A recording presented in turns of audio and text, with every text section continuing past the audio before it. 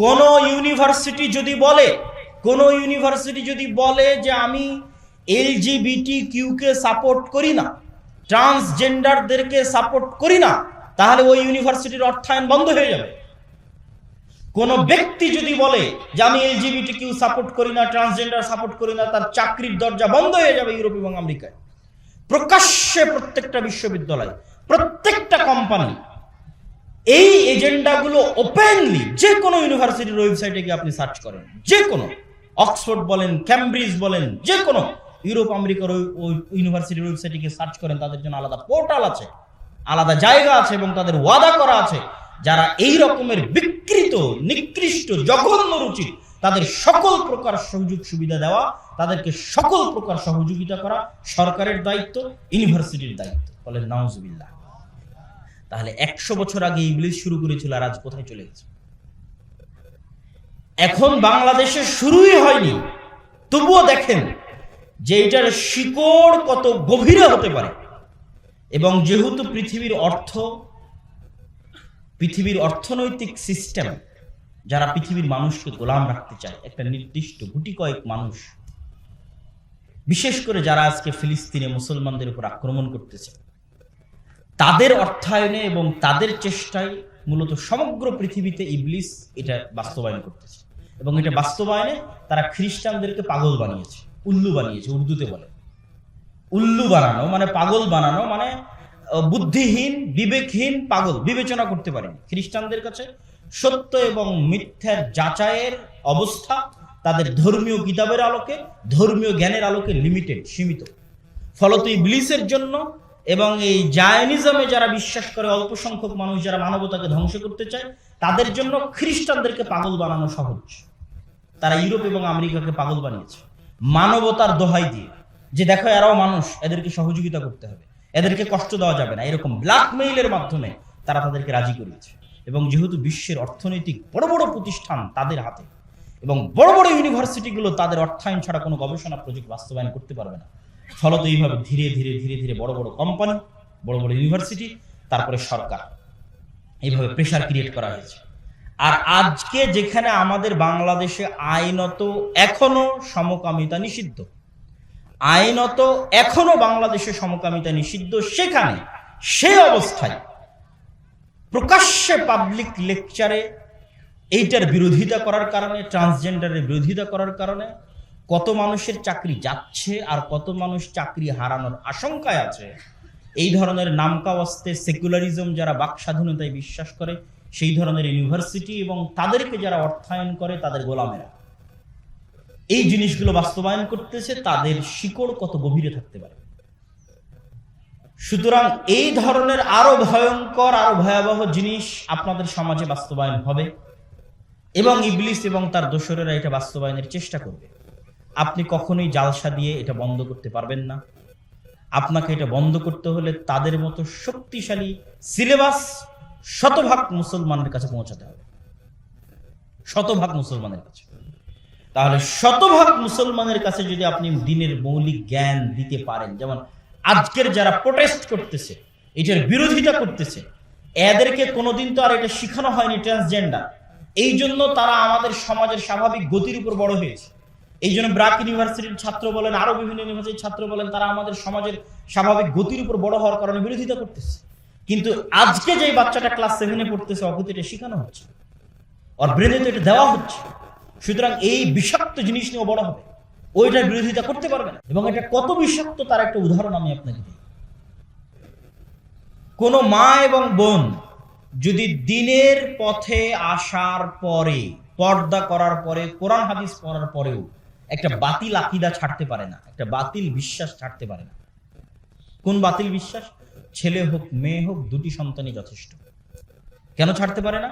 টানা 10 বছর সিলেবাসে তাকে এটা পড়ানো হয়েছে, প্রত্যেক বইয়ের শেষ পৃষ্ঠায় লেখা হয়েছে, লেখকে লিখেছে, বিভিন্ন বইয়ে আছে, প্রবন্ধে আছে, ক্লাসে টিচার বলেছে, বলতেই থাকে যে ছেলে হোক মেয়ে হোক, দুটি সন্তানই যথেষ্ট। সুখী পরিবার লাগবে, অল্প সন্তান লাগবে। তাহলে ওই মেয়েটা যখন ক্লাস 10 এন্টার কোনো কিছু পাশ করার পর কোনো একটা আলেমের বক্তব্য শুনে সে দিনের লাইনে আসতেছে, পর্দা করতেছে, সালাত আদায় করতেছে, তবুও এই বিশ্বাসটা তার ব্রেন থেকে আউট হয় না। কেন? এটা তাকে সিলেবাসে পড়ানো হয়েছে। তাহলে আজকে যখন ক্লাস 7-এর ছাত্রছাত্রীরা মানে শতভাগ মুসলমানের শতভাগ সন্তান সারা বাংলাদেশের যে কোনো স্কুলে পড়ুক, যে কোনো আলিয়া মাদ্রাসায় পড়ুক, সেটা পড়তেছে, তাহলে এর 10 বছর পর 15 বছর পরের ফিডব্যাক কি আসবে? তাহলে এইটাকে রদ করার জন্য, বাতিল করার জন্য মসজিদ ভিত্তিক শতভাগ মুসলমানের দিন শিক্ষা, দিনের মৌলিক শিক্ষা, যেখানে অন্তত তার ব্রেনে এটা আগে থেকেই থাকবে, ইসলাম কি চায়, ইসলাম কি বলে, মানুষের মর্যাদা কি, ইসলামের আকীদা কি, কোরআন কি, আমাদের নবী কি, সাহাবীরা কি, ফেরেশতা কি, পরকাল কি, জান্নাত জাহান্নাম কি, মৃত্যু কি, এবং শয়তান কি চায়, শয়তান কিভাবে মানুষকে ধ্বংস করতে চায়, এগুলো সকল কিছুর ন্যূনতম মৌলিক জ্ঞান যদি প্রত্যেক মুসলমানের সন্তানের কাছে পৌঁছে দেওয়া সম্ভব হয়, তাহলে অন্তত পক্ষে তারা ফাইট করতে পারবে। তাদের অন্তরে প্রশ্ন থাকবে যে আমি তো মক্তবে এই জিনিসটা শিখেছিলাম, কিন্তু আজকে তো দেখতেছি আমার স্কুলে এটা পড়াচ্ছে, তাহলে কোনটা সঠিক? এই প্রশ্নটা অন্তত তার ব্রেনে থাকবে। আর যদি আপনি আপনাদের সন্তানদেরকে দিনের শিক্ষা ছাড়াই এখন স্কুলগুলোতে পাঠান, তাহলে আমি কসম করে বলতে পারি, যেমন আগেরটা কসম করে বলেছিলাম, এটাও কসম করে বলতে পারি যে আপনি আপনার সন্তানকে সরাসরি ইবলিসের কাছে পাঠিয়ে দিলেন, সরাসরি শয়তানের কাছে পাঠিয়ে দিলেন। শয়তানের অসংখ্য ফাঁদের মুখে আপনার সন্তানকে ফেলে দিলেন, কোনো প্রকার প্রোটেকশন ছাড়াই, কোনো প্রকার টিকা ছাড়াই, কোনো প্রকার ইনজেকশন ছাড়াই, কোনো প্রকার ওষুধ ছাড়াই। ওকে এখন শয়তান অতি সহজে তার গোলাম বানিয়ে ফেলবে। সম্মানিত উপস্থিতি, এই জন্য আমি এই জায়গায় এসে আর একটা বাক্য যুক্ত করি। যেমন আজকে আপনারা ট্রান্সজেন্ডারের নাম শুনতেছেন, মানুষের মুখে দেখতেছেন, ফেসবুকে আলোচনা করতেছেন। আজ থেকে 1 বছর আগে যুক্তরাজ্যে যাওয়ার আগে আমি কোনোদিন বাংলাদেশে শুনি, যুক্তরাজ্যে শুনতেছি, আর আসার পরে দেখতেছি যে বাংলাদেশও শুরু হয়ে গেছে। ঠিক আর একটা জিনিস আপনাকে বলে যায়, যেটা আমি ইউরোপ এবং যুক্তরাজ্যে দেখে এসেছি, ইউরোপিয়ান কান্ট্রিগুলোতে, এটা বাংলাদেশ বা এই ধরনের মুসলিম কান্ট্রিতে শুরু হয়নি, কিন্তু হবে। সে বাক্যটার সারমর্ম কি? সন্তান জন্ম দিবেন আপনি, কিন্তু সন্তানকে মানুষ করবে, শিক্ষা দিবে সরাসরি ইবলিস শয়তান। আপনার সন্তানকে শিক্ষা দেওয়ার এবং মানুষ দেওয়ার ন্যূনতম স্বাধীনতা আপনার থাকবে না। আপনার সন্তানকে শিক্ষা দেওয়ার এবং মানুষ করার ন্যূনতম স্বাধীনতা আপনার থাকবে না, যেটা এখন আছে। আপনি ইচ্ছা করলে আপনার সন্তানকে স্কুল থেকে নিয়ে গিয়ে কওমি মাদ্রাসায় দিচ্ছেন, ইচ্ছা করলে আপনার সন্তানকে মক্তব, একটা আপনার মসজিদে আজকে ইচ্ছা করলে আপনি মক্তব চালু করতে পারতেছেন, চালু করে আপনার শিক্ষককে দিয়ে আপনি দিনের মৌলিক জ্ঞান শিখাতে পারতেছেন। কিন্তু একদিন আসবে যেই দিন আপনি সন্তান জন্ম দিবেন, কিন্তু দিনের জ্ঞান হোক, কোন শিক্ষাই হোক, শিখানোর ন্যূনতম স্বাধীনতা আপনার থাকবে না। সন্তান জন্ম দিবেন আপনি, আর শিক্ষা দিবে কে বলেন তো?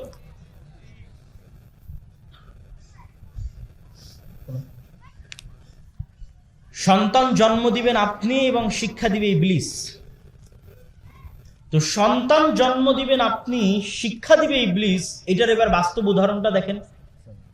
জার্মান এবং ফ্রান্সের মতো কট্টর পন্থী যারা কান্ট্রি, সেই সমস্ত দেশগুলোতে আপনি আজকে আমার বক্তব্য এখানে বসে থেকে পরীক্ষা করবেন, এখান থেকে বের হয়ে গিয়ে আপনার যে কোনো আত্মীয় স্বজন যদি ইউরোপের যে কোনো দেশে থাকে, জার্মান, ফ্রান্স সহ পৃথিবীর ইউরোপের যে কোনো দেশে থাকে, ফোন দিবেন, দিয়ে বলবেন, আমার এই তথ্যটা বলবেন যে আচ্ছা ঘটনা কি এরকম যে ওখানকার কোনো দেশে কোনো মুসলমানের ছাত্র, কোনো মুসলমান সন্তান যদি স্কুলে যায়, এখন স্কুলে তো তাকে শিখাবে যে এলজিবিটি কিউ বলেন, ট্রান্সজেন্ডার বলেন, যত কিছু আছে সব কিছু শিখাবে। তো এখন ওই ছেলে যদি তার বাবার কাছ থেকে আর বিপরীতটা জানে, তার বাবা যদি বলে যে এটা আমাদের দিনে হারাম, এটা করা যাবে না, বা এটা মানা যাবে না, বা এটা বিশ্বাস করা যাবে না, এবং এই তথ্য যদি তার সন্তান আবার স্কুলে গিয়ে ডেলিভার করে, জানায় স্কুলকে, হ্যাঁ স্কুলকে যদি না জানায় কোনো সমস্যা নেই, বাবা তার মতো তার সন্তানকে শিখাবে, স্কুল তার সন্তানকে তার মতো শিখাবে, এটা সমস্যা নেই। কিন্তু যদি এই সন্তান গিয়ে তার স্কুলকে জানায় যে হ্যাঁ আমার আব্বা আমাকে এটা করতে মানা করেছে, বা আমার আব্বা বলেছে এটা হারাম, বা এটা আমাদের দিনে চলবে না, বা এটা ঠিক নয়, বা এটা বাতিল, তাহলে সাথে সাথেই গভর্নমেন্ট অ্যালার্ট হবে, পুলিশ অ্যালার্ট হবে, এবং ওই সন্তানকে তার বাপ মা থেকে আলাদা করে সেফ হোমে দিয়ে দিবে। এবং বাপ মা সপ্তাহে বা মাসে একদিন বাচ্চাকে দেখতে যেতে পারবে, তা বাদে বাচ্চার সাথে সাক্ষাৎও করতে পারবে না, উঠা বসাও করতে পারবে না, বাচ্চাকে কিছু শিখাতেও পারবে না। তাহলে এই সন্তানকে জন্ম দিলেন আপনি, টাকা পয়সা উপার্জন করে এই সন্তানকে মানুষ করলেন আপনি, কিন্তু এই সন্তানকে শিক্ষা দেওয়ার ন্যূনতম অধিকার আপনার থাকবে না, নাই। সেই দিন অদূর ভবিষ্যতে আসতে পারে। যেমন একটা সময় আপনারা কোনোদিন ট্রান্সজেন্ডারের নামই শোনেননি, LGBTQ এর নামই শোনেননি, আমরাও শুনিনি। আজকে দেখতেছেন সিলেবাসের মধ্যে ঢুকে গেছে। হতবাক হচ্ছেন কি এর বিরোধিতা করার কারণে শিক্ষকের চাকরি চলে যাচ্ছে। তো সেই দিন বেশি দূরে নয় যেদিন এরকম পরিবেশ আসতে পারে। এই জন্য আমি বলেছি কি, সন্তান আপনি জন্ম দিবেন, আপনার সন্তানকে মানুষ করবে, শিখাবে হচ্ছে ইবলিস, সরাসরি ইবলিস এবং তার দোসরেরা। ইবলিসের লেখা সিলেবাস, ইবলিসের লেখা শিক্ষক ট্রেনিং এবং ইবলিসের অনুসারী শিক্ষক মন্ডলী আপনার সন্তানকে পড়াবে এবং আপনার সন্তানকে শিখাবে এবং আপনার সন্তানকে পরিপূর্ণরূপে ইবলিসের একজন খাঁটি গোলাম বানাবে, ইবলিসের একজন খাঁটি দাস বানাবে। সে আর আল্লাহ সুবহানাহু ওয়া তাআলার গোলাম থাকবে না, আল্লাহর বান্দা থাকবে না, আল্লাহর দাস থাকবে না। সম্মানিত উপস্থিতি, এই জন্য সেই ভয়ঙ্কর দিন আসার আগেই, সেই ভয়ঙ্কর যুগ আসার আগেই, সেই ভয়ঙ্কর পরিবেশ আসার আগেই এখনো যতটুকু সুযোগ সুবিধা আপনাদের কাছে আছে, সুযোগ সুবিধা কাজে লাগিয়ে দিন প্রচার করার কথা মাথায় আসলে, দাওয়াতি কাজ করার কথা মাথায় আসলে আগে মসজিদ ভিত্তিক শিক্ষা ব্যবস্থাকে শক্তিশালী করবেন। মুসলমানদের জন্য আমার সবচেয়ে বড় আফসোস, সারা বিশ্বের মুসলমানদের জন্য, শুধু বাংলাদেশের মুসলমানদের জন্য নয়, মুসলমানদের জন্য আমার সবচেয়ে বড় আফসোস যে এই জাতিটাই ছিল সবচেয়ে শিক্ষিত জাতি। জ্ঞান ভিত্তিক দিন হচ্ছে ইসলাম, নলেজ ভিত্তিক ধর্ম হচ্ছে ইসলাম। ইসলামী পৃথিবীতে জ্ঞানের চর্চা শুরু করেছে, শিক্ষার চর্চা শুরু করেছে। দুঃখজনক হলেও সত্য, আজকে মুসলমানেরা জ্ঞান এবং শিক্ষা থেকে শত শত মাইল দূরে। আজকে আপনি মুসলিম বিশ্বের যেগুলো ধনী দেশ আছে, সেই ধনী দেশগুলোর দিকে দেখেন, তারা কি করতেছে, তাদের টাকা পয়সা, তারা মনে করতেছে পর্যটন আর বিনোদন হচ্ছে সবকিছু। পর্যটন এবং বিনোদনের পিছনে তারা অঢেল সম্পদ ব্যয় করে দিচ্ছে। আর আমাদের মতো যেগুলো থার্ড ওয়ার্ল্ড কান্ট্রির দেশ, তারা কি করতেছে, তারা অবকাঠামোগত উন্নয়নের জন্য সকল কিছু ব্যয় করতেছে, অথচ একটা উন্নত প্রতিষ্ঠান তৈরি হয়নি, শিক্ষার জন্য বিনিয়োগ হয়নি, উন্নত মেডিকেল তৈরি হয়নি, উন্নত স্বাস্থ্য ব্যবস্থা তৈরি হয়নি, উন্নত শিক্ষা ব্যবস্থা তৈরি হয়নি। তাহলে এই ব্রিজ, এই রাস্তা, এই কালভার্ট দিয়ে আপনি কি করবেন? আপনি যদি ব্রিজ, রাস্তা, কালভার্ট আজকে ইট, পাথর, সিমেন্ট দিয়ে বানিয়েছেন, আমি আপনাকে টাকা দিলাম, স্বর্ণ দিয়ে বানিয়ে দিবেন। বাংলাদেশের সকল রাস্তাঘাট আপনি ব্রিজ, কালভার্ট স্বর্ণ দিয়ে বানিয়ে দিবেন, কিন্তু আপনার শিক্ষা ব্যবস্থা নেই, স্বাস্থ্য ব্যবস্থা নাই। তাহলে আপনার এই দুপচাচিয়াতে যদি কোনো ক্লিনিক হয়, তাহলে ওই ক্লিনিকে ডক্টর হিসেবে চাকরি করবে ইন্ডিয়ানরা। কেন? ওরা শিক্ষিত। তা আপনি আপনার রাস্তা স্বর্ণ দিয়ে বানিয়েছেন, কিন্তু ওই দুপচাচিয়াতেও যদি ক্লিনিক হয়, তাহলে দুপচাচিয়ার ক্লিনিকে আপনি একটা ঝাড়ুদার, ওই দুপচাচিয়ার ক্লিনিকে আপনি একটা ক্লিনার, ওই দুপচাচিয়ার ক্লিনিক বানানোর সময় আপনি একটা লেবার। কিন্তু ওই দুপচাচিয়ার বিল্ডিং আপনার লেবারিতে তৈরি হলো, আপনার ক্লিনারিতে তৈরি হলো, আর ওই দুপচাচিয়ার ক্লিনিকে চাকরি করে আপনার দেশ থেকে টাকা নিয়ে যাবে ভারতীয় এবং চাইনিজরা। কেন? ওরা শিক্ষিত। তাহলে উন্নতি কোথায়? উন্নয়নটা কোন জায়গায়? এটা আপনাকে বুঝতে হবে। মুসলমানদেরকে, আমি শুধু বাংলাদেশ বলিনি, সারা বিশ্বের মুসলমানদেরকে বলতেছি, সেই একই অবস্থা আজকে কোথায় দাঁড়িয়েছে? মসজিদ কমিটিগুলোর ক্ষেত্রে দাঁড়িয়েছে। যে মসজিদ কমিটিরা যখন মিটিং বসে মসজিদের উন্নয়নের জন্য যখন তারা মাহফিল করতে চায়, সম্মেলন করতে চায়, তখন তারা মসজিদের উন্নয়ন বলতে তাদের মাথায় থাকে কি? মসজিদের এসি, মসজিদের টাইলস, মসজিদের ছাদ। তাহলে আপনি মসজিদ আজকে স্বর্ণ দিয়ে বানিয়ে দেন, আমি টাকা দিয়ে গেলাম, আর ওই স্বর্ণ দিয়ে বানানো মসজিদের আশেপাশে সব গাঞ্জাখোর, মদখোর, LGBTQ, ট্রান্সজেন্ডারে পরিপূর্ণ হয়ে গেছে। Video game, TikToker, free fire, PUBG, জুয়া, অনলাইন বেটিং, আপনাদের সন্তানেরাই, কিশোরেরাই, যুবকেরাই ব্যস্ত আছে। তাহলে ওই স্বর্ণের মসজিদ ধুয়ে আপনি পানি খেয়ে, ওই স্বর্ণের মসজিদ বিরান পড়ে থাকবে। কেন বিরান পড়ে থাকবে? আপনাকে বলি, যান, স্পেনের কর্ডোভায় মুসলমানেরা 700-800 বছর শাসন করেছে। কর্ডোভার জামে মসজিদ আমি নিজে দেখে এসেছি। যে কোনো মুসলমান যদি কর্ডোভার জামে মসজিদে প্রবেশ করে, আর ওর অন্তরে যদি ন্যূনতম ঈমান থাকে, আর চোখ দিয়ে পানির ফোঁটা বের হবে। যে কোনো মুসলমান, পৃথিবীর যে কোনো প্রান্তের মুসলমান যদি কর্ডোভার জামে মসজিদে প্রবেশ করে আর তার অন্তরে ন্যূনতম ঈমান থাকে, তার চোখ দিয়ে পানি আসবে। কেন? এটা এখনো পৃথিবীর 3য় বৃহত্তম মসজিদ। আর আজ থেকে 30-40-50 বছর আগে, মসজিদে নববী এত বড় হওয়ার আগে, এটা পৃথিবীর 2য় বৃহত্তম মসজিদ। আর জানি না এটা কোনো কালে যখন তৈরি হয় তখন এটা পৃথিবীর সবচেয়ে বড় মসজিদ ছিল কিনা। এক ফ্লোরে, এক ছাদের নিচে 70,000 মানুষ সালাত আদায় করতে পারবে। বিশাল বড় মসজিদ। আর এখন আপনি গুগলে গিয়ে সার্চ দিবেন, যে biggest cathedral all over the world, সারা পৃথিবীর সবচেয়ে বড় গির্জা কোনটা, তাহলে আপনি এখন গিয়ে সার্চ দিলে দেখবেন সারা পৃথিবীর সবচেয়ে বড় গির্জা ওই মসজিদটাই। কথাটা মনে বুঝাতে পারলাম না? যেটা এক সময় মুসলমানদের বৃহত্তম মসজিদ ছিল, ওইটা এখন খ্রিস্টানদের সবচেয়ে বড় কি গির্জা। আপনি বাহিরে দেখবেন বিশাল মিনার, মেম্বার, মেহরাব, কারুকাজ, সবকিছু দেখে কেউ বলতে পারবে না যে এটা মসজিদ নয়, সবাই বলবে এটা মসজিদ। আপনার মন চাইবে এখনই ঢুকে সালাত আদায় করতে, কিন্তু ভেতরে ঢুকে দেখবেন যে তাদের মা মেরি এবং জেসাস বা ঈসা আলাইহিস সালাতু ওয়াস সালাম এবং মারিয়াম আলাইহিস সালাতু ওয়াস সালামের মূর্তিতে পরিপূর্ণ হয়ে আছে মসজিদ। এবং স্পেনের যত গির্জা আছে প্রত্যেকটা গির্জায় মসজিদ। কর্ডোবা এবং গ্রানাডাতে যত গির্জা আছে প্রত্যেকটা গির্জায় মসজিদ। বাহির থেকে মিনার দেখবেন, সুন্দর কারুকাজ দেখবেন, মেম্বার, মেহরাব দেখবেন, দেখে মনে করবেন মসজিদ, ভিতরে ঢুকে দেখবেন যে মূর্তিতে পরিপূর্ণ। তাহলে মসজিদ বিরান পড়ে আছে, কারুকাজ দিয়ে তৈরি করা মসজিদ বিরান পড়ে আছে। আপনার এই স্বর্ণ দিয়ে, এসি দিয়ে, টাইলস দিয়ে তৈরি করা মসজিদ বিরান পড়ে থাকবে, বিরান পড়ে থাকবে, বিরান পড়ে থাকবে যদি এই মসজিদে আপনি এই মসজিদের আশেপাশে যারা বসবাস করে তাদের দ্বীন শিক্ষার ব্যবস্থা না করেন। বিরান পড়ে যাবে। এবং আপনার যদি বিশ্বাস না হয়, আমি যেটা বলতেছি আমার অন্তরের দুঃখ, কষ্ট, বাস্তব অভিজ্ঞতার আলোকে আমি যেটা বলতেছি, এটা যদি আপনার বিশ্বাস না হয় তাহলে আপনি বাস্তবে পরীক্ষা করবেন কিভাবে সেটাও আপনাকে বলি। বাস্তবে পরীক্ষা করার জন্য আপনি আপনার মসজিদের যে কমিটি আছে, এই কমিটিকে পরিবর্তন করে যদি মনে করেন আপনি আজকে একদিনের জন্য, 5 দিনের জন্য 5 জন ইউরোপিয়ানকে বা 5 জন আমেরিকানকে আপনার মসজিদের কমিটি করে দিলেন,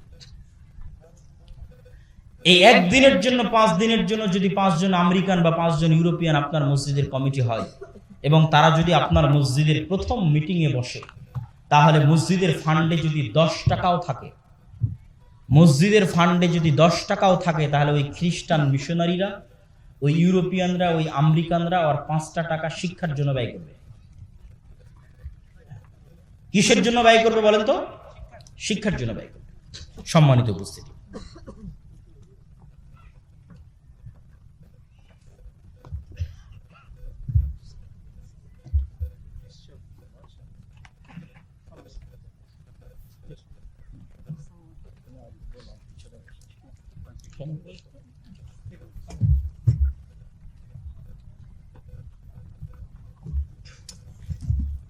আসসালামু আলাইকুম। সম্মানিত উপস্থিতি, আমি আমার বক্তব্য দীর্ঘায়িত করতে ইচ্ছুক নই। আশা করি আমার বক্তব্য থেকে আপনারা যতটুকু বুঝার ততটুকু বুঝে ফেলেছেন। মসজিদ ভিত্তিক দ্বীন শিক্ষা মুসলমানদের ভবিষ্যৎ প্রজন্মের ঈমান বাঁচানোর জন্য, ভবিষ্যৎ প্রজন্মের আকীদা বাঁচানোর জন্য, ভবিষ্যৎ প্রজন্মকে রক্ষার জন্য মসজিদ ভিত্তিক দ্বীন শিক্ষার বিকল্প নাই। এই মসজিদ ভিত্তিক দ্বীন শিক্ষা প্রতিষ্ঠার লক্ষ্যেই এইরকম একটা জালসায় উপস্থিত হলে হাদিয়া পাওয়া যাবে, এই কথাই ঠিক। কিন্তু ওই 145টা মসজিদে আমি আব্দুল্লাহ বিন আব্দুর রাজ্জাক গেছি, কোনো 145টা মসজিদের কেউ বলতে পারবে না যে তারা আমাকে কোনো হাদিয়া প্রদান করেছে অথবা আমি গ্রহণ করেছি। তাহলে এরকম 145টা জালসা করলে অবশ্যই অনেক উপকার হতো বক্তার, কিন্তু সেটা বিসর্জন দিয়ে, সেটা স্যাক্রিফাইস করে মুসলমানদের ভবিষ্যৎ প্রজন্মের জন্য, আল্লাহর সন্তুষ্টির জন্য, ভবিষ্যৎ প্রজন্মের শিক্ষার জন্য মসজিদ থেকে মসজিদ আর দাওয়া ইলাল্লাহর এই সফর এবং মসজিদ ভিত্তিক দ্বীন শিক্ষা বাস্তবায়নের এই চেষ্টা এখনো অব্যাহত আছে। এবং আমরা যখন প্রথম শুরু করি তখন আমরা একটা সিলেবাসের অভাব বোধ করছিলাম, তখন আমাদের কাছে সিলেবাস ছিল না। আমি যখন দুপচাচিয়াতে আসি তখনও আমার কাছে সিলেবাস ছিল না, তখন দাওয়াতি সফরে আসি। কিন্তু আমরা আলহামদুলিল্লাহ 2-3 মাসের প্রচেষ্টায়, আমাদের গবেষকদের মাধ্যমে, আমাদের নিজস্ব চেষ্টায় আমরা মোটামুটি একটি সিলেবাস দাঁড় করিয়েছি কোরআন শিক্ষার জন্য এবং মৌলিক দ্বীন শিক্ষার জন্য। ওসমানী কায়দা নামে কোরআন শিক্ষা এবং আদর্শ শিক্ষা নামে মৌলিক দ্বীন শিক্ষা, এবং এগুলোর উপর আরো গবেষণা অব্যাহত আছে। ভবিষ্যতে আরো ব্যাপক এবং আরো সুন্দর, আরো স্পষ্ট আকারে আসবে। এবং এই সিলেবাসের উপর আমাদের ট্রেনিংও শুরু হয়েছে। প্রথম, দ্বিতীয় এবং তৃতীয় ব্যাচের ট্রেনিং সম্পন্ন হয়েছে অল্প কিছুদিন আগে, গতকাল অথবা পরশুদিন তৃতীয় ব্যাচের ট্রেনিং সম্পন্ন হলো। আবারও চতুর্থ ব্যাচের ট্রেনিং ফেব্রুয়ারি মাসের 8-9 তারিখ থেকে শুরু হবে। এখন পর্যন্ত 120 জন মক্তবের শিক্ষক ট্রেনিং নিয়েছে। যারা ট্রেনিং এর জন্য আসতেছে তাদের যাতায়াত খরচ আমাদের উপর, আল জামিয়া সালাফিয়ার উপর আর দাওয়া ইলাল্লাহর উপর। যারা ট্রেনিং নিতে আসতেছে তাদের থাকা এবং খাওয়ার খরচ আল জামিয়া সালাফিয়ার উপর আর দাওয়া ইলাল্লাহর উপর। যারা ট্রেনিং নিতে আসতেছে তাদের প্রত্যেকের হাতে প্রতি মক্তব সমান 5টি বা 10টি করে বই ফি সাবিলিল্লাহ ফ্রি দেওয়া, এটার খরচও আল জামিয়া সালাফিয়া এবং আদ-দাওয়া ইলাল্লাহর উপর।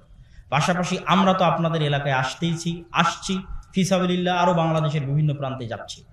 এত কিছু করার পরেও যদি আপনি মসজিদ ভিত্তিক দিন শিক্ষার জন্য এগিয়ে না আসেন এবং আদ-দাওয়া ইলাল্লাহকে সহযোগিতা করে আপনার মসজিদে শক্তিশালী মক্তব প্রতিষ্ঠা না করেন, তাহলে এর জন্য কিয়ামতের মাঠে অন্তত আমি জবাবদিহি থাকবো না, এর জন্য কিয়ামতের মাঠে আপনারা জবাবদিহি থাকবেন, যারা দেখতে পাচ্ছেন, শুনতে পাচ্ছেন এবং জানতে পারছেন কিন্তু এই উদ্যোগের সাথে নিজেকে সম্পৃক্ত করছেন না বা যুক্ত করছেন না। সম্মানিত উপস্থিতি, উক্ত উদ্যোগে সকলকে সম্পৃক্ত হওয়ার উদাত্ত আহ্বান জানিয়ে, মসজিদ ভিত্তিক দিন শিক্ষা বাস্তবায়ন করার উদাত্ত আহ্বান জানিয়ে আগামী 1 ও 2 ফেব্রুয়ারি আল জামিয়া আস-সালাফিয়া দিনাজপুর এবং আগামী 7 ও 8 মার্চ আল জামিয়া আস-সালাফিয়া রূপগঞ্জ নারায়ণগঞ্জ। আল জামিয়া আস-সালাফিয়া দিনাজপুর হচ্ছে 1 ও 2 ফেব্রুয়ারি তথা আগামী সপ্তাহেই, আর জামিয়া আস-সালাফিয়া রূপগঞ্জ নারায়ণগঞ্জ হচ্ছে 7 ও 8 মার্চ। দেশ বিদেশের বড় বড় বরেণ্য ওলামা ইকরাম, দেশি বিদেশি আলেম ওলামা উপস্থিত থাকবেন। উক্ত সালাফি কনফারেন্সগুলোতে আপনাদের স্বতঃস্ফূর্ত অংশগ্রহণের উদাত্ত আহ্বান জানিয়ে, পাশাপাশি আমাদের গবেষণা বিভাগ থেকে যে বইগুলো বের হয় মক্তবের সিলেবাসের জন্য, সেগুলো তো বললাম, সেগুলো তো পাবেনই। পাশাপাশি ফিকহুস সালাফ নামে নতুন একটি বই মাকতাবাতুস সালাফ থেকে বের হয়েছে, যেটা ভারত উপমহাদেশের বিখ্যাত আহলুল হাদিস আলেম নওয়াব সিদ্দিক হাসান খান ভোপালী, যারা মূলত মনে করেন সালাফি বা আহলুল হাদিসদের ফিকহ আসলে কি, তারা কি ফিকহ অনুসরণ করে, কিভাবে তারা ফিকহ বুঝতে চায় বা সালাফি সালেহিনের ফিকহ বলতে কি বুঝায়, তারা অবশ্যই এই বইটি সংগ্রহ করতে পারেন। পাশাপাশি আমাদের লেখা এবং আমাদের প্রকাশিত যে বইগুলো আছে সেগুলো স্টলে থাকবে, সেগুলো সংগ্রহ করতে পারেন। মাসিক আল ইতিসামের এজেন্ট হবেন, নিয়মিত প্রতি মাসে মাসিক আল ইতিসাম আপনাদের কাছে যাক, এটা আমরা কামনা করি। পাশাপাশি আশেপাশে যে প্রতিষ্ঠানগুলো গড়ে উঠতেছে, যেমন সিরাতুন নবী কমপ্লেক্স সহ, যেটি নন্দীগ্রামে অবস্থিত, আপনাদের আশেপাশেই, বেশি দূরে নয়, এই সিরাতুন নবী কমপ্লেক্স সহ আরও যে মসজিদ মাদ্রাসা অত্র এলাকায় গড়ে উঠতেছে, সেই মসজিদ মাদ্রাসাগুলোকে মূল্যায়ন করে, জামিয়া সালাফিয়াকে মূল্যায়ন করে, আদ-দাওয়া ইলাল্লাহর মসজিদ ভিত্তিক দিন শিক্ষাকে মূল্যায়ন করার উদাত্ত আহ্বান জানিয়ে, এবং বক্তব্যের শেষে আজকের যে অনুষ্ঠানটি, এটাও মূলত অত্র অঞ্চলের মক্তবগুলোর উন্নয়নের লক্ষ্যে, তথা অত্র অঞ্চলে যখন আমরা আসি এবং অত্র ইউনিয়নের চেয়ারম্যান তিনিও উপস্থিত ছিলেন, তিনিও আলোচনা করেছিলেন সেই দিন, এবং আমরা অনেক মক্তব এখানে উদ্বোধন করেছিলাম। বহু মক্তবের অর্থনৈতিক অবস্থা সংকুলান না হওয়ার কারণে সেই মক্তবগুলো বন্ধ ছিল। তো তাদেরকে সহযোগিতা করার কারণে তাদের কাছেই থাকবে, তারাই এই অর্থ দিয়ে অত্র, বিশেষ করে আমি আব্দুল মান্নান ভাইকে দায়িত্ব দিয়ে গেছিলাম, যিনি মারা গেছেন, আল্লাহ তাকে ক্ষমা করুক রাহিমাহুল্লাহ। এবং আমি মনে করি যে আল্লাহ আব্দুল মান্নান ভাইয়ের যোগ্য উত্তরসূরি অত্র এলাকায় তৈরি করে দিবে।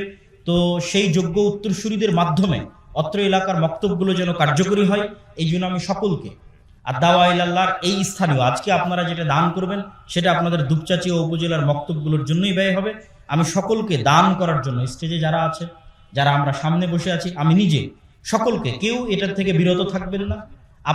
আপনার এই অর্থের বিনিময়ে যদি একজনও সূরা ফাতিহা শিখে, আলিফ বা তাসা শিখে, তাহলে যতদিন ও পড়বে, সে আর কাউকে শিখালে সে যতদিন পড়বে, এরকম কিয়ামত পর্যন্ত চলতে থাকলে এটার বিনিময়ে আপনিও কবরে বসে এটার সাদাকায়ে জারিয়া হিসেবে উপকার পাবেন। আমি জানি না স্বেচ্ছাসেবক কারা আছে, আমি সকলকে ভিতরে প্রবেশ করার জন্য এবং স্টেজেও একজনকে অর্থ সংগ্রহের জন্য সকলের কাছ থেকে, আমি ডানে বামে যারা আছে সকলকে উক্ত আদ-দাওয়া ইলাল্লাহর মসজিদ ভিত্তিক দিন শিক্ষার, বিশেষ করে দুপচাচি উপজেলার মক্তবগুলোর উন্নয়নের জন্য দানের হাত প্রশস্ত করার, কেউ বিরত থাকবেন না, কেউ বাকি থাকবেন না।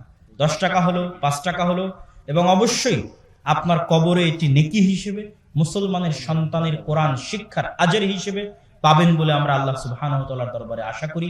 আল্লাহ সুবহানাহু ওয়া তাআলার দরবারে আশা করে আমি বক্তব্যের শেষে আবারও দোয়া করতেছি, হে আল্লাহ, যারা আজকে এই প্রোগ্রামের আয়োজন করেছে, যারা আজকে এই প্রোগ্রামে উপস্থিত হয়েছে, যারা আমরা দূর থেকে সফর করে এসেছি, আপনি আমাদের সকলের নেক নিয়তকে ইখলাসের সাথে কবুল করুন বলে আল্লাহুম্মা আমিন।